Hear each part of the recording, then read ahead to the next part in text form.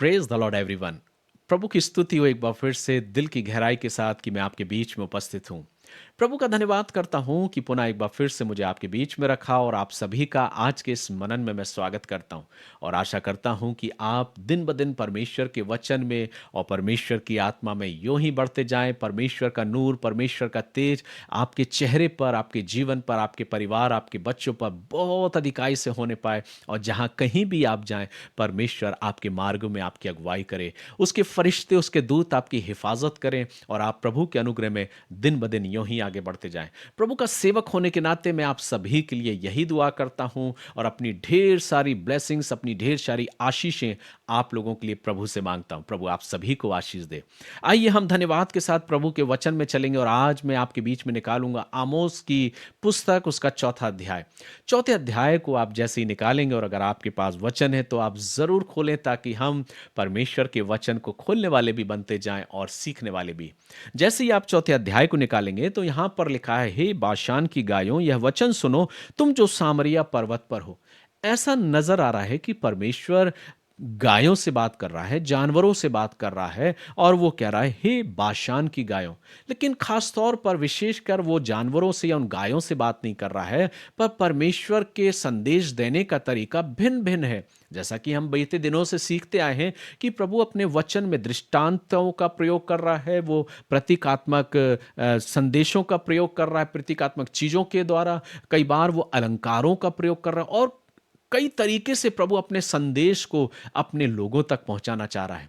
यहां पर वो बाशान की गायों का जिक्र कर रहा है, जिसके विषय में कहा जाता है कि बाशान की जो जलवायु है, बाशान की जो भूमि है, वो बहुत ही उपजाऊ भूमि है और वहां की फसल वहां की गायों के लिए बहुत ही हष्ट-पुष्ट और उनके लिए स्वास्थ्यवर्धक, उनके लिए वो चारागाह रहा करती थी। और इसलिए परमेश्वर बाशान की गायों का जिक्र कर रहा है, जो देखने में बहुत हष्ट-पुष्ट और बहुत मोटी रहा करती थी और वो पूर्ण रीति से एक फलवंत गाय जो कहना चाहिए, एक हष्ट-पुष्ट गाय वो कहलाती थी। और इसलिए परमेश्वर एक प्रतीकात्मक रीति से उन गायों का जिक्र कर रहा है, लेकिन विशेषकर वो उन इज़राइली महिलाओं से बात कर रहा है, जो ताकतवर हैं, शक्तिशाली हैं, अमीर हैं और पैसे और रुतबे में सबसे अधिक सुदृढ़ और मजबूत हैं। परमेश्वर उन इज़राइली, उन शक्तिशाली अमीर महिलाओं से बात कर रहा है और वो कह रहा है, चूंकि तुमने अपने उस बोझ को, अपनी उस सुख सुविधाओं को पूरा प्राप्त करने के लिए तुमने बहुत से छोटे और तुच्छ और तबके हुए लोगों पर तुमने अपना अत्याचार किया है, इसलिए मैं तुम्हें दंड देने पर हूं। और इसलिए परमेश्वर एक प्रतीकात्मक रीति से इज़राइली महिलाओं की, जो अमीर हैं, शक्तिशाली हैं, उनकी वो आलोचना कर रहा है। और आलोचना किस प्रकार से, वो उन गायों का जिक्र कर रहा है। और इसलिए लिखा है कि यह वचन सुनो, तुम जो सामरिया पर्वत पर हो, जो कंगाल पर अंधेर करती और दरिद्रों को कुचल डालती हो। चूंकि ये महिलाओं के कार्य कुछ इस प्रकार के थे जिसे परमेश्वर देखता और वो कहता है, अपने अपने पति से कहती हो, ला दे हम पिएं। अर्थात तुम अपनी सुख सुविधा और भोग विलास की उन तमाम सारी चीजों को प्राप्त करना चाहती हो, जिसे मैं देखकर तुम पर क्रोधित होता हूं। तुम्हें करना क्या चाहिए, लेकिन तुम कर क्या रही हो। और आगे प्रभु फिर और बहुत सारी बातों का जिक्र करता है। वचन को जब हम आगे पढ़ते हैं तो लिखा है, परमेश्वर यहोवा अपनी पवित्रता की शपथ खाकर कहता है, देखो तुम पर ऐसे दिन आने वाले हैं कि तुम कांटों से और तुम्हारी संतान मछली की बंसियों से खींच ली जाएगी। तुम बाड़े के नाकों से होकर सीधी निकल जाओगी और हरमोन में डाली जाओगी। यहोवा की यही वाणी है। दूसरे पद को जब हम पढ़ते हैं तो यहां पर कांटों का जिक्र आया है और उसके साथ ही साथ जो जिससे मछली को पकड़ा जाता है, जो बंसी है, कांटे जो हैं, उसका जिक्र आया है और बाड़े के नाके का जिक्र आया है। जब आप इस वचन को पढ़ेंगे तो ये उस ओर सांकेतिक भाषा है, उस ओर संकेत कर रहा है कि अगर तुम मेरी आज्ञाओं के अनुसार, मेरी विधियों के अनुसार नहीं चलोगे और तुम उन कंगालों पर अगर अंधेर करना बंद नहीं करोगे, तो मैं तुम्हें इसी प्रकार से बेड़ियों से जकड़कर तुम्हारे दुश्मन राष्ट्रों के द्वारा तुम्हें फिर से गुलामी में मैं ले जाऊंगा और तुम अपने जीवन में उस गुलामी को पाओगे। जैसे मछली को पकड़ा जाता है, जैसे बेड़ों से कड़ियां लगाई जाती हैं, वैसे तुम तुम भी उस गुलामी में फिर से पहुंचा दिए जाओगे। आगे वचन कहता है कि इज़राइल सुधरने में असफल रहा, परमेश्वर अपने संदेश को दे रहा है, लेकिन इज़राइल सुधरने में असफल रहा। चौथे पद में लिखा है, बेतेल में आकर अपराध करो और गिलगाल में आकर बहुत से अपराध करो। जब आप इस वचन को पढ़ेंगे तो ऐसा लग रहा है कि परमेश्वर ये क्या बातें कर रहा है। वो कह रहा है कि बेतेल में आकर अपराध करो और गिलगाल में आकर बहुत से अपराध करो, अपने चढ़ावे भोर को। अर्थात परमेश्वर ये क्यों इस प्रकार से एक नकारात्मक संदेश को दे रहा है। लेकिन नहीं मेरे प्रियो, परमेश्वर नकारात्मक संदेश को नहीं दे रहा है। जब आप इस वचन को पढ़ेंगे तो यहां पर जैसा मैंने कहा कि प्रभु कई बार अपने संदेश को प्रतीकात्मक रीति से, दृष्टांत की रीति से, अलंकारों की रीति से वो प्रस्तुत कर रहा है। तो यहां पर जो एक अलंकार का उपयोग किया जा रहा है वो है व्यंग अलंकार, जिसमें उपहास किया जाता है, जिसको एक व्यंग की रीति से लिया जाता है। और परमेश्वर अपने संदेश में एक व्यंग रीति से अपनी प्रजा से बातचीत कर रहा है। वो क्या कह रहा है, बेतेल में आओ और अपराध करो। अर्थात परमेश्वर उनके ध्यान को उस ओर केंद्रित कर रहा है कि तुम जब मेरे मंदिर में आते हो, जब तुम अपने अपने उस बलिदान को या अपने उपहार को लेकर आते हो, तो तुम्हारा लाना सब कुछ व्यर्थ है, क्योंकि तुम अपने जीवन में जो कुछ भी कर रहे हो वो सिर्फ और सिर्फ अपराध और पाप ही है। तो तुम अपने जीवन से प्रदर्शित तो ये कर रहे हो कि तुम बहुत धार्मिक हो, बहुत कर्मकांडी हो, लेकिन वास्तविकता ये है कि तुम्हारा मन गंदगी से भरा हुआ है और तुम पापी हो। और इसलिए परमेश्वर उनका व्यंग रीति से अपने संदेश को देता है और उनका उपहास करता है और उनसे कहता है कि बेतेल में आकर अपराध करो। जब आप आगे पढ़ेंगे तो वचन कहता है, धन्यवाद बलि खमीर मिलाकर चढ़ाओ और अपने स्वेच्छा बलियों की चर्चा चलाकर उनका प्रचार करो। जैसा कि परमेश्वर यहां कहता है कि तुम लेकर तो आ रहे हो, जो कुछ तुम दे रहे हो उसके विषय में तुम चर्चा कर रहे हो, लोगों को बता रहे हो, लोगों को प्रदर्शित कर रहे हो कि मैंने क्या प्रभु के लिए दिया, मैं प्रभु के पास क्या लेकर आया हूं। अक्सर कई बार हमारी और आपकी सोच भी ऐसी होती है। कई बार इन बातों को मैं अपनी कलीसिया के सेवकाई में, जब भी जहां कहीं भी कलीसियाई पासवानी सेवकाई को मैंने दिया, चर्चेज में, कलीसिया में, तो मैं इस बात को देखता था कि कई बार जब किसी नई कलीसिया में ट्रांसफर होता था और जब मैं जाता था तो ज्यादातर कुछ चीजें टंगी होती थी, कुछ ट्यूबलाइट हैं, कुछ पंखे हैं, कुछ कुर्सियां हैं, कुछ टेबल हैं, बहुत सारी चीजें चर्चेज में लगी रहती हैं। और वहां पर मैं एक और अपनी निगाह को घुमाता था और देखता था कि उन पे कुछ कुछ लिखा हुआ होता था, ये इनकी स्मृति में, ये उनकी स्मृति में। और इस प्रकार से जो बात है वो ये कि हमने प्रदर्शित कर दिया, हमने बता दिया कि हमने प्रभु के लिए क्या दिया। और कुछ चीजें तो वर्षों हो जाती हैं, टंगी रहती हैं। कई बार लोग आके पूछते थे कि हमारे प्रिय के द्वारा वो चीज़ दी गई थी प्रभु के भवन, वो कहाँ रखी है, वो क्यों नहीं लेकर आए हैं। कई बार ऐसी बातों का मैंने सामना किया है और कलीसिया के द्वारा और लोगों के द्वारा। जो बात मैं आपको बताने जा रहा हूँ मेरे प्रिय, प्रभु अपने वचन में यही कह रहा है। वो कह रहा है कि धन्यवाद बलि खमीर मिलाकर चढ़ाओ और अपने स्वेच्छा बलियों की चर्चा चलाकर उनका प्रचार करो, क्योंकि इस्राएलियों ऐसा करना तुमको भाता है। आज भी तो हमको और आपको ऐसा ही भाता है कि जब हम कोई चीज प्रभु के भवन में लेकर आ रहे हैं तो उसे ऑल्टर से और उस भवन में परमेश्वर की उस वेदी से उसका अनाउंसमेंट किया जाए, उसको बोला जाए। अक्सर मैं इस बात को बोलता था कि अगर आप प्रभु के पास कुछ लेकर आए हैं तो आप उसे प्रभु की वेदी के पास समर्पित कर दें, जिससे प्रभु जाने और आप जाने कि प्रभु के पास आपने क्या रखा। लेकिन सबका अपना अपना जीवन है, सब अपने अपने तरीके से सोच विचार और अपनी अपनी योजनाओं को तैयार करते हैं, लेकिन हम जानते हैं कि प्रभु का वचन क्या कहता है। आगे वचन लिखा है, पर परमेश्वर यहोवा की ये वाणी है, मैंने तो तुम्हारे सब नगरों में दांत की सफाई करा दी और तुम्हारे सब स्थानों में रोटी की घटी की है। जब आप 6वें पद में पढ़ेंगे तो आप इस बात को पाएंगे कि परमेश्वर यहाँ दांतों की सफाई की बात कर रहा है। क्या वो डेंटिस्ट है जो कि लोगों की दांतों की सफाई कर रहा है? नहीं नहीं नहीं मेरे प्रियो, परमेश्वर यहाँ पर भी अपने एक संदेश को दे रहा है, एक प्रतीकात्मक रीति से दांतों की सफाई। अर्थात परमेश्वर कह रहा है कि तुम मेरे भवन में आ रहे हो, तुम अपने दानों की चर्चा लोगों के सामने कर रहे हो, तुम्हारे कर्म कांड जो हैं वो उनमें कोई धार्मिकता नजर नहीं आ रही, तुम लोगों पर अंधेर कर रहे हो, जिसके कारण मैं तुम पर अपने श्राप और अपने दंड को लाऊंगा। और वो दंड क्या है? वचन कहता है, मैं तो तुम्हारे सब नगरों में दांत की सफाई करा दी। दांत की सफाई मीन्स यानी कि परमेश्वर तुम्हारी जो भोजन वस्तु है उसको अब तुम्हारे जीवन में ऐसी आपदा लेकर आ जाएगा कि तुम रोटी के लिए भी मोहताज हो जाओगे। दांतों की सफाई वही।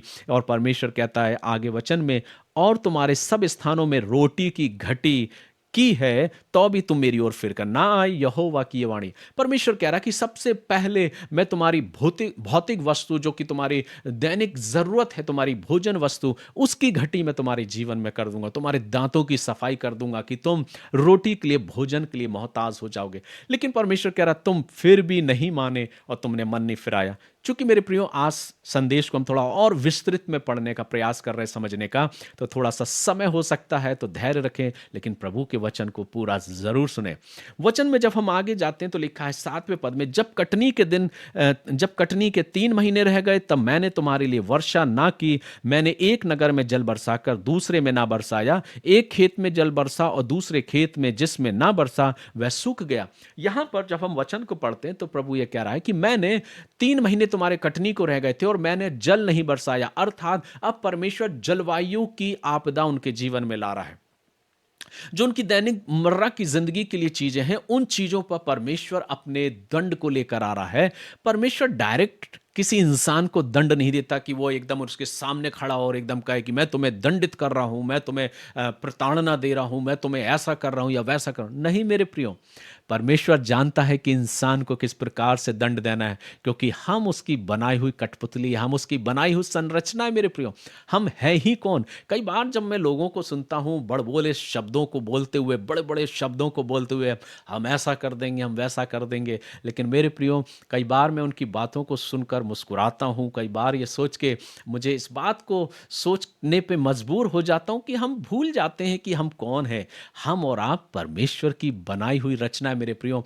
वो परमेश्वर है जो सर्व सामर्थ्य, वो मुझे सीधा करना जानता है। जितने भी टेढ़े अगर हम क्यों ना हो, कई बार वो हमें समय देता है, वक्त देता है कि हम सुधर जाएं, सुधर जाएं, सुधर जाएं। लेकिन जब समय गुजर जाता है, निकल जाता है, तब वो हमें सीधा करना भी जानता है।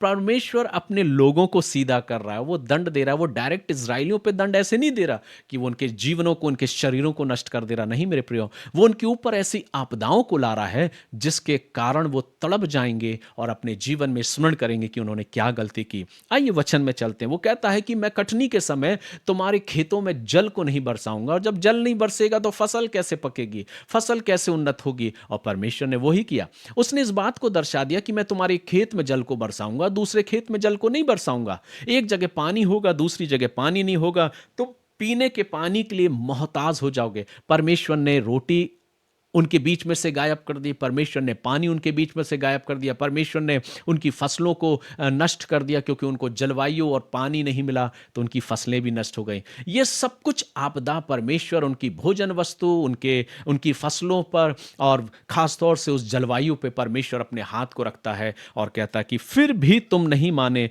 और तुम मेरी ओर नहीं फिरे। 9वें पद में कहता है, मैंने तुमको लहू और गेरूई से मारा है, और जब तुम्हारी वाटिकाएं, दाख की बारियां और अंजीर और जैतून के वृक्ष बहुत हो गए, तब टिड्डियां उन्हें खा गई। अब प्रभु कह रहा है मैं तुम्हारी फसलों पर भी अपने दंड को लाऊंगा। जो फसल तुमने उगाई है वे टिड्डियां चट कर जाएंगी और तुम्हारी फसल सूख जाएगी और खत्म हो जाएगी। जिसकी अपेक्षा तुम कर रहे हो वो तुमको कदापि नहीं मिलेगा। यह परमेश्वर का दंड है। और आगे कहता है, तो भी तुम मेरी ओर फिर कर ना आए, यहोवा की यही वाणी। तुम फिर भी मेरी ओर नहीं फिर कर आ रहे। 10वें पद में कहता है, मैंने तुम्हारे बीच में मिस्र देश की सी मरी फैलाई, मैंने तुम्हारे घोड़ों को छिनवा कर तुम्हारे जवानों को तलवार से घात करा दिया, और तुम्हारी छावनी की दुर्गंध तुम्हारे पास पहुंची, तो भी तुम मेरी ओर फिर करना आए।